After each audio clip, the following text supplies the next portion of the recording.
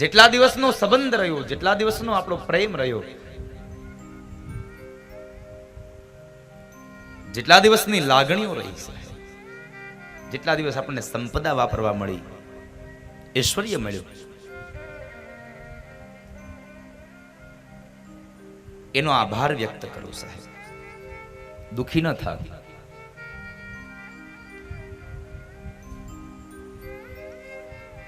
જ્યાં સુધી આપણે લાયકાત હતી ત્યાં સુધી આપણને ભગવાન આપ્યું. બસ આ વસ્તુ ખૂબ યાદ રાખો. જિંદગીમાં ક્યારેય દુખી ન થાય. જ્યાં સુધી આપણી લાયકાત હોય ત્યાં સુધી મળે.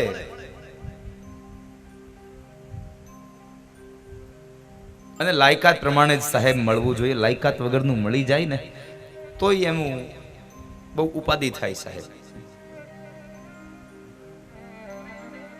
ધન સાચી જગ્યાએ ન જાય તો શું ફાયદો એનો? કશો જ ફાયદો નથી હોતો. કઈ ફાયદો નહીં થાય. યોગ્ય જગ્યાએ ધન જવું જોઈએ. લોભી માણસની ઘરે ધન જાય તો શું કરશો? ઉનાળામાં તમે કદાચ ખેતરમાં તમે બીજ વાવી દો, શું થાય? શું ફાયદો થાય? કશો નહીં.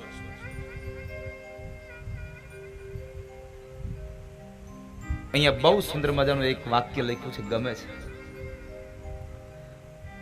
લાગણીનું રોકાણ ખોટી જગ્યાએ ન કરતા, કારણ આવકમાં તમને માત્ર ને માત્ર તકલીફો જ રહેશે.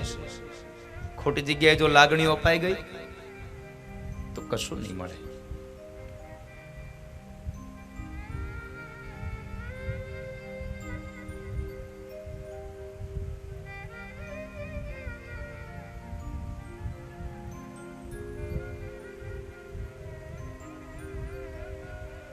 બુટાણી પરિવારના આંગણે આજે મારે કાળુભાઈ કથિરી આવ્યા છે.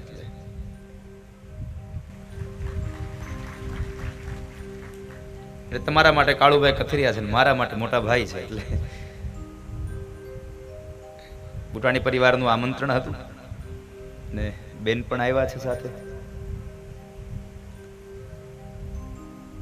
કાલ રાત્રે વાત થઈ મને કે દાદા તમારું આમંત્રણ હતું, ઘણી કથાઓમાં નથી પહોંચી શક્યો, પણ આજે હું અડધો કલાક આવી જાઉં. એટલે સીધા અત્યારમાં અમરેલી પ્લેનમાં આવ્યા ને સીધા અહીંયા પહોંચ્યા છે. બુટાણી પરિવાર આપ સૌનું સ્વાગત કરે છે.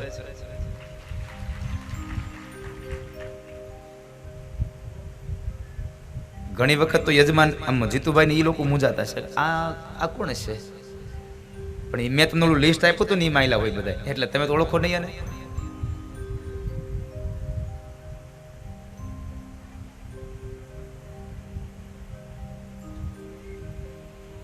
ખૂબ આવા વડીલોનો પ્રેમ મળતો રહ્યો છે એટલે આ બધું થઈ શકે.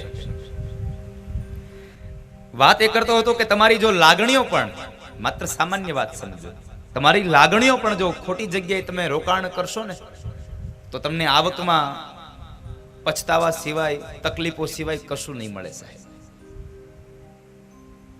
તમને આવકમાં તકલીફ જ રહેશે. માટે તમારા જીવનની લાગણીઓ પણ ધ્યાન ત્યાં ન રોપી દો. નથી કહેતા ખોટું થઈ ગયું, આની સંબંધ ક્યાં રાખ્યો, પણ કઈ વાંધો નહીં. ભાગ્યમાં લખ્યું હોય એટલા દિવસો આપણે સંબંધોની સાથે સાથે તકલીફો ભોગવવાનું. હંમેશા બસ મારો એક જ માત્ર આપ સૌને ઉદ્દેશ્ય છે, પોઝિટિવ થિંક કરો. બસ શા માટે નેગેટિવ? ભગવાને જેટલું પણ જીવન આપ્યું છે, કદાચ આજના દિવસે તમારા જીવનમાં કોઈ તકલીફ આવે અને તમે દુઃખી થાવ, શું કરવાના હતા તમે? દુઃખી થવાથી એ તકલીફો જતી રહેશે? નહીં સાહેબ. જે તકલીફો આવી છે એની સામે જજુમવાની તમારામાં તાકાત હોવી જોઈએ, એ તમારી અંદર મનોબળ હોવું જોઈએ.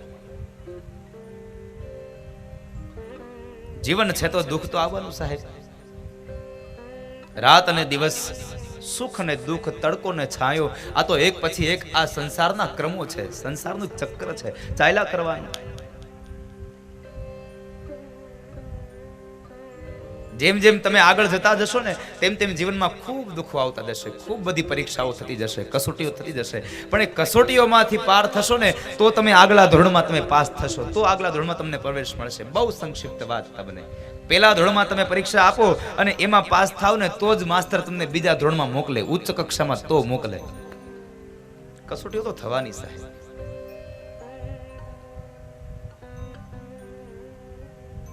કસોટીઓના કાળમાં તમારે શું કરવું એ તમારે જોવાનું છે. તમે તૈયારી એવી કરો ને કે તમે જ્યારે કસોટી દેવા બેસો ત્યારે તમે લખતા હોય ને આજુબાજુ વાળા તમને જોતા હોય, આ હું લખતો હશે, આ હું લખતો હશે. તમારી તૈયારી હોવી જોઈએ સાહેબ. તમે એવી તૈયારી કરો, આજુબાજુ વાળા તમને જોવામાં ને જોવામાં એની 3 કલાકનો સમય પસાર કરી નાખે, એના પેપરમાં એક શબ્દ ન લખાય અને તમારું 100 માર્કનું પેપર સાહેબ આપોઆપ લખાઈ જતું હોય. બીજાને જોવા દો, તમે એને એનું કર્મ કરવા દો. તમે તમારી રાહનું જુઓ, તમે તમારા રસ્તાનું જુઓ, તમે તમારો માર્ગ ન ચૂકી જતા. બાકી દુનિયા છે, દુનિયા તો બોલ્યા કરશે, ખતતું રહેશે. માટે જિંદગીમાં કોઈ દિવસ અહંકાર ન કરશો. મળેલી કોઈ સંપદા હોય, મળેલો કોઈ તમને યશ હોય, મળેલી કોઈ કીર્તિ છે તો એનો તમે સદુપયોગ કરો, પણ એનું ક્યારેય તમે અભિમાન ન કરશો, અહંકાર ન કરશો. આવી દિવ્ય ગાથાઓનો મહિમા ગાય અને કહેવાનું ભગવાન કૃષ્ણ ઇન્દ્રને કહે છે, હે ઇન્દ્ર, અહંકાર ન કરશો. ઇન્દ્ર જેવા ઇન્દ્રને પણ ભગવાન પાસે આવી અને પ્રાર્થના કરવી પડી. અને શું ઇન્દ્રએ દ્વાપર યુગમાં ભગવાન કૃષ્ણની પ્રાર્થના કરી હતી? ભગવાન વેદવ્યાસે ભાગવતની અંદર લખી છે પ્રાર્થના, વિશુદ્ધ સત્વમ તવ ધામ શાંતમ તપોમયં ધ્વસ્તરજસ્તમસ્કમ માયામયોયં ગુણસંપ્રવાહો ન વિદ્યતે તે ગ્રહણાનુબંધ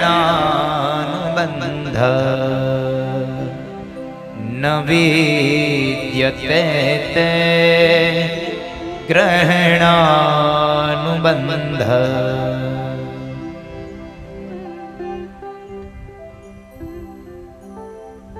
ઇન્દ્ર આવીને કહે છે, પ્રભુ, વિશુદ્ધ સત્વમ તવ ધામ શાંતમ, મને માફ કરો, હું આપણી લીલાઓને જાણી ના શકું. પરમાત્માની લીલાઓને કોણ જાણી શકે સાહેબ? આ દુનિયામાં કોઈ ન જાણી શકે. અને કદાચ આ પરમાત્માની લીલાને તમે જાણવા માટે નીકળી જાશો ને તો પણ તમારી બુદ્ધિ કામ નહીં કરે. અને બુદ્ધિ કામ કરતી હશે ને વધારે પડતી એમાં લગાડશો ને તો તમારી બુદ્ધિ ચહકી જાય સાહેબ. અંતે આ સમાજ એમ કહે, આ ગાંડો થઈ ગયો, આ પાગલ થઈ ગયો. એ કવિએ બહુ સુંદર શબ્દ લખ્યા છે. ભીમપલાસે કહે છે,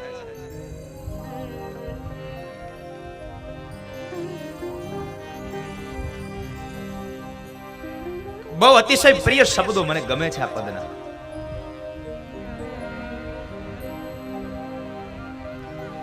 એ જાણવા જોવા તણી દિલ જંખના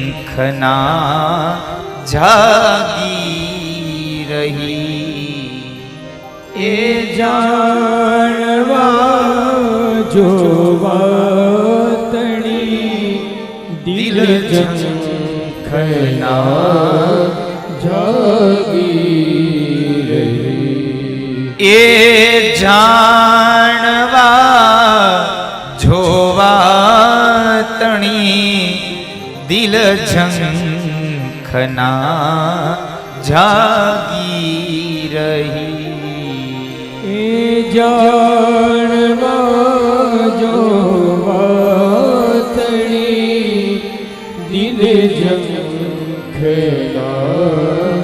જાગી બ્રહ્માંડમાં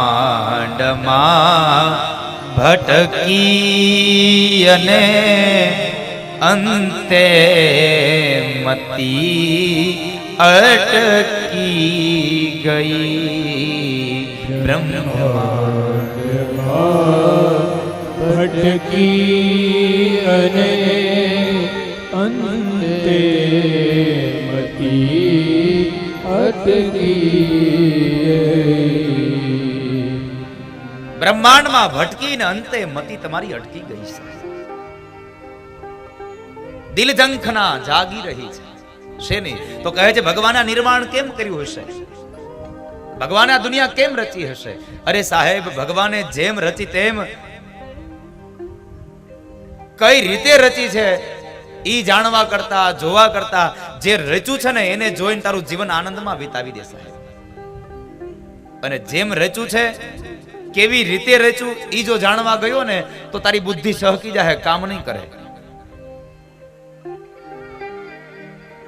તારું ત્યાં પૂર્ણ થઈ જશે,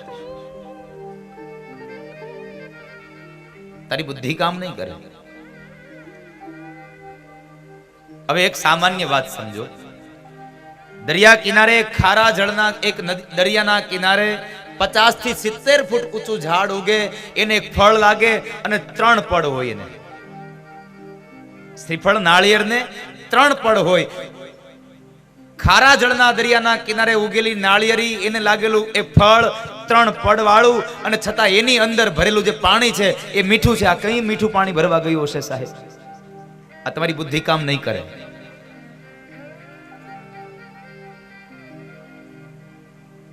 બ્રહ્માંડમાં ભટકી અને અંતે મતી અટકી ગઈ સાહેબ. માટે ભગવાને જે જીવન આપ્યું છે એને આનંદથી પતાવો સાહેબ, આનંદથી વિતાવો. શા માટે દુઃખી થવાનું? સુખ પણ એની કૃપા અને દુઃખ પણ એની જ કૃપા છે સાહેબ. કારણ એક વાત યાદ રાખજો, સુખ આવ્યું તો એની પાછળ દુઃખ આવતું જ હશે, અને દુઃખ આવ્યું તો એની પાછળ સુખ પણ આવતું હશે. એમાં કોઈ સંશય નથી, જરાય સંદેહ નથી. ભગવાનના નિજ ધામમાં, ભગવાનના ચરણારવિંદમાં શાંતિ સમાયેલી. એટલે ભગવાનને પ્રાર્થના કરે, વિશુદ્ધ સત્વમ તવ ધામ શાંતમ તપો મયમ સ્તરજ સમસ્તમ. હે નાથ, હું તમારા ચરણોમાં નતમસ્તક વંદન કરી રહ્યો હું. હું તમારા ચરણારવિંદમાં પ્રાર્થના કરું છું, મને માફ કરો, હું આપની લીલાને જાણી ન શક્યો. કદાચ તમારી કોઈ આ સમાજમાં તમારી ઈર્ષા થાય, તમારું અહિત કરનારા તત્વો ઉભા થાય, આની સામે તમે જરાય તમે ચિંતા ન કરતા. કારણ કદાચ એની પાછળ ઈ જ તમારી પ્રગતિનું એક મૂળ કારણ હોઈ શકે. અને એક વાત યાદ રાખજો, જ્યાં સુધી તમારી પાછળ કૂતરું નહીં દોડે ને ત્યાં સુધી તમારી દોડવાની ગતિ નહીં વધે સાહેબ. હા, આ બહુ સીધી વાત છે. તમે ચાલ્યા જતા હોય અને અચાનક પાછળથી કૂતરું દોડતું આવે, પછી આપણી ગતિ વધી જાય કે ન વધી જાય? એક વાત બતાવું તમને, સાંભળો. એકવાર એક ગામની અંદર એક કૂતરાઓ ભેગા થયા, અને મારી જે ગામના કૂતરાઓ હતા એનો જે પ્રમુખ હતો, હવે એ પ્રમુખને બરાબર જાત્રા કરવા જવાની ઈચ્છા થઈ. પ્રમુખને જાત્રા કરવા જવાની ઈચ્છા થઈ એટલે ગામના બધા કૂતરાઓ ભેગા થયા. હવ પોતપોતાની રીતે એને બધાએ સન્માન કર્યા. આપણા પ્રમુખ આજે જાત્રાએ જાય છે, આપણા કુળનું નામ રોશન કરશે. આ કૂતરામાં પહેલી વાર હોય ને જાત્રાનું, એટલે જાત્રાએ જવાની તૈયારી થઈ. એને ગામના કૂતરા વાજતે ગાજતે એને ગામના પાદર સુધી મૂકવા ગયા બધા, અને પ્રમુખ તો નીકળ્યા જાત્રાએ. જતા જતા ત્યારે ગામના કૂતરાએ પૂછ્યું કે પ્રમુખ તમે કઈ તો જાઓ, કેટલા દિવસે જાત્રા કરીને આવશો?